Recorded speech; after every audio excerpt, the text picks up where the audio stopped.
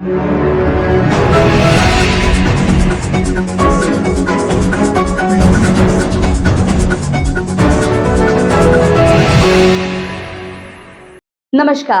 News superfast में आपका स्वागत है। न्यूज सुपरफास्ट सतीश पारधी के साथ आइए नजर डालते हैं आज की ताजा खबरों पर। हम ही करना है। अरे हमारे दादा परदादाओं के जो चले गए, जो पेड़वासी हुए, जो हमारे क्रांतिकारी हुए, जो बलिदानी हुए, उनका इतिहास हम लोग बताने को नहीं देखते।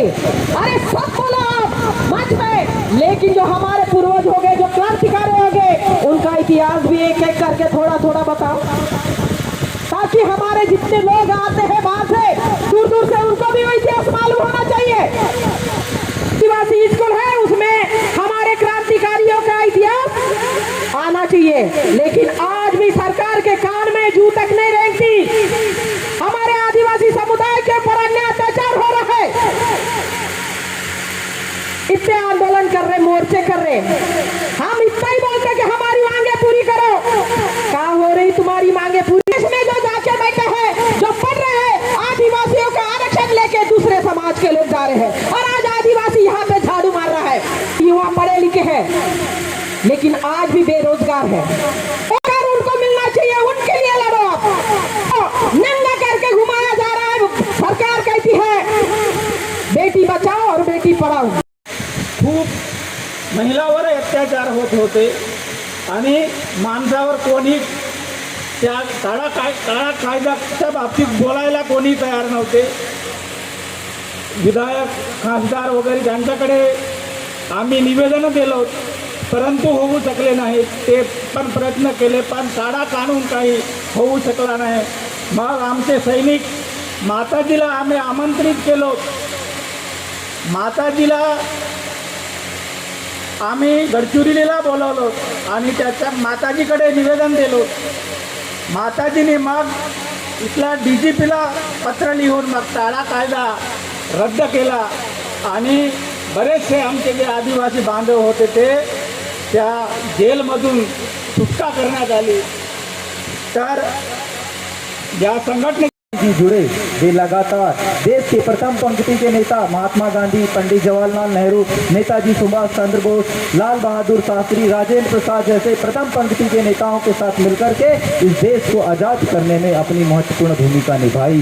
वे गांव-गांव, बीहड़-बीहड़, जंगल-जंगल जाकर के आदिवासी समाज, मूल निवासी समाज, जिसको आज SC, ST, OBC अलग अलग वर्गों में बांट दिया गया है, परंतु उस समय मूल निवासी समाज था, उन सबको संगठित किया और बताया कि जो देश है आप लोगों का है, आप यहाँ के मालिक है, ये जल जंगल जमीन आप लोगों का है, आप इस देश में प्रथम अधिकार आप लोगों का है। ये कहते हुए वे बीहड़ बीहड़, जंगल जंगल, शहर शहर जाकर के लोगों को समझाया और संगठित किया और संस्था के संगठन के माध्यम से इस देश को आजाद करने में अपनी महत्वपूर्ण भूमिका निभाई। उस समय भी इन्होंने अपने संगठन के माध्यम से इस संस्था के जो भारतीय संविधान निर्माण सभा में दो महत्वपूर्ण लोग थे, एक पोटाई जी और मंगरूलाल उइके जी, उनके माध्यम से, हमारे संस्था के लोगों के माध्यम से संविधान में जो आदिवासियों के लिए जो प्रावधान है उनको संविधान निर्माण में भी अपना महत्वपूर्ण योगदान दिया। उस समय एक बहुत बड़ी बात हुई इस देश के अंदर कि इस देश में तमाम संप्रदाय के लोग कहने लगे कि ये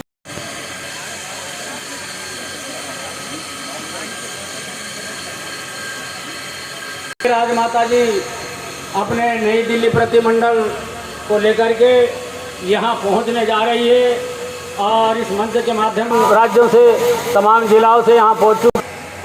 हमारे हेड कर्नल चले गए हैं राजमाता जी को लेने, वो भी बिल्कुल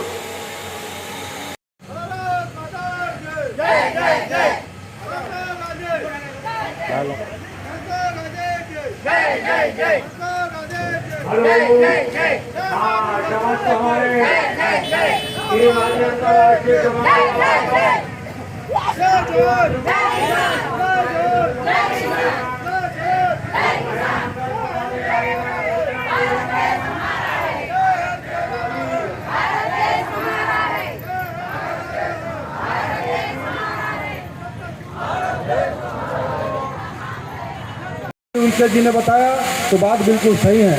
आज भी ये जो सैनिकगण अपने अपने क्षेत्र पे निरंतर वो कार्य करते हुए आ रहे हैं। आज जल से, जंगल से, जमीन से जितने भी समस्याएं हैं उन समस्याओं को लेकर के ये ज़रूर राज्य शासन, केंद्र शासन तक अपनी बात को पहुंचाने में ये अपना योगदान देते आ रहे हैं। माध्यम से, संस्था के माध्यम से उनको न्याय दिलाने का कार्य करते हुए आ रहे हैं।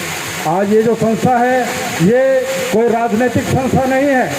आज ये जो संस्था राष्ट्र हित में और समाज हित में ये संस्था काम करते हुए हूँ। आदिवासी इस देश का मूल निवासी हूँ। पहाड़ों, शिलालेखों में दर्ज है मेरा इतिहास। मैं ही इस पृथ्वी का प्रथम वासी हूँ। मैं आदिवासी हूँ, इस देश का मूल निवासी हूँ। परंपराओं की शुरुआत मुझसे ही, मैंने ही सभ्यताओं को निर्मित किया है। मेरे ही घर आकर वो पूछते हैं कि मैं किस देश का वासी हूँ। मैंने जिनको अपनाया उनसे ही धोखा खाया। मैंने उनको थोड़ी सी जगह क्या दी, मेरे पैरों तले से उन्होंने तो ज़मीन ही खींच ली। क्या मुझे जहाँ का मैं रहवासी हूँ, मैं आदिवासी हूँ, इस देश का मूल निवासी हूँ। अस्तित्व की परवाह नहीं किसी को। कि आज हम उन्हीं आज़ादी के माध्यम से हम स्वतंत्र जी रहे हैं, लेकिन हमें नहीं लग रहा है कि हमारे आदिवासी समाज आज भी स्वतंत्र है और आज भी इस आज़ादी का लाभ हमारे आदिवासी समाज को मिला है। आजकल क्षेत्रों में देखते हैं, शहर जैसे शहरों में, कस्बों में तो बहुत कुछ है, लेकिन देहात क्षेत्रों में आज भी वही गुलामी की जीवन जैसे अभी भी हमारे आदिवासी समाज जी रहे हैं। उनके साथ बहुत कुछ अन्याय हो रहा है। जैसे अभी हमारे पूर्व वक्ताओं ने बता ही चुके हैं, हमारे जो असल गुरु जी ने बोल ही चुका, गढ़चिरौली में अभी मणिपुर में जो हो रहा है उस प्रकार के गढ़चिरौली में भी ऐसे अन्याय बहुत कुछ हो चुका है, हो रहा था उस वक्त में। ये बातें ने गुरुजी ने जो भी बताया तो बिल्कुल सत्य बात है। और वहाँ काफ़ी लड़ाइयाँ लड़ा गया और लड़ाई होने के कारण आज फिर वहाँ के काफ़ी अभी समस्याओं को हल किया गया। वहाँ नक्सलियों के नाम लेकर के वहाँ के महिलाओं के साथ में बहुत कुछ अन्याय हो रहा था। जब मैं उस क्षेत्र में गई तो हकीकत में वहाँ के महिलाएं अपना सारा दुख को बताए और वहाँ ऐसा में टाडा कानून से नक्सली की समस्याओं के नाम लेकर वहाँ जरूर टाडा कानून लगा हुआ था।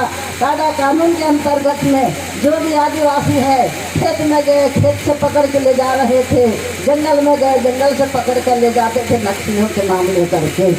जब वहाँ आमंत्रित किया गया उस वक्त में काफ़ी वहाँ परेशानी उठाना पड़ा और वहाँ न तो रोड नहीं था, न वहाँ कोई सुविधाएँ भी इतना नहीं थी।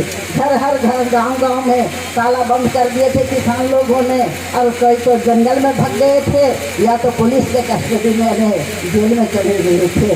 तो ऐसे सारी बहुत बड़ी परेशानी थी। तब हमारे जो संगठन के लोगों ने इस बात को सोच करके हमें उस क्षेत्र में बुलाए। जब हम वहाँ गए तो हकीकत में वहाँ के जो अत्याचार हो रहा था, अन्याय हो रहा था, वहाँ काफ़ी बहुत दयनीय स्थिति था वहाँ भी। लेकिन उस वक्त में भी जब वहाँ का हमारा दौरा चला तब हमारे दूसरे बार जब उस क्षेत्र में फिर गए तो वहाँ ठोस के माध्यम से वहाँ रोड बना रहे थे। ऐसे करके ये तो काफ़ी पुरानी बात भी हो चुका है। तो जरूर मजबूती के साथ समाज अपने अन्याय और अत्याचारों को दूर करने के लिए अपने समाज को संगठित करके आगे बढ़ने की कोशिश करे।